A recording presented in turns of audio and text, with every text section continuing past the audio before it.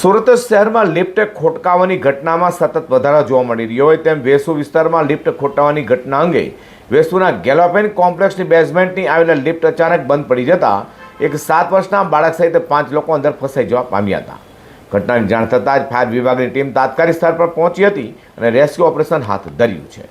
સુરતમાં ઘણા સમયથી લિફ્ટ ખોટકાઈ જવાની ઘટનાઓ બનતી હોવાના કિસ્સા સામે આવે છે. તો સુરતના વેસો વિસ્તારમાં આવેલા ગેલોપીન કોમ્પ્લેક્સમાં લિફ્ટ ખોટકાતા એક 7 વર્ષના બાળક સહિત કુલ 5 લોકો લિફ્ટની અંદર ફસાઈ ગયા હતા. લિફ્ટ બેઝમેન્ટમાં જ અટકી જતા અંદર રહેલા લોકો ગભરાઈ ગયા હતા. તો ઘટનાની જાણ ફાયર વિભાગને કરાતા જ ફાયર બ્રિગેડની ટીમ તાત્કાલિક સ્થળ પર પહોંચી હતી અને ફાયર વિભાગના જવાનોએ મશીનની મદદથી લિફ્ટનો દરવાજો પહોળો કરી રેસ્ક્યુ કામગીરી હાથ ધરી હતી. ભારે જહેમત બાદ અંદર ફસેલા તમામ 5 લોકોને સુરક્ષિત બહાર કાઢ્યા હતા. તો સદનસીબે સમગ્ર ઘટનામાં કોઈ જાનહાની કે ઈજા થઈ નથી.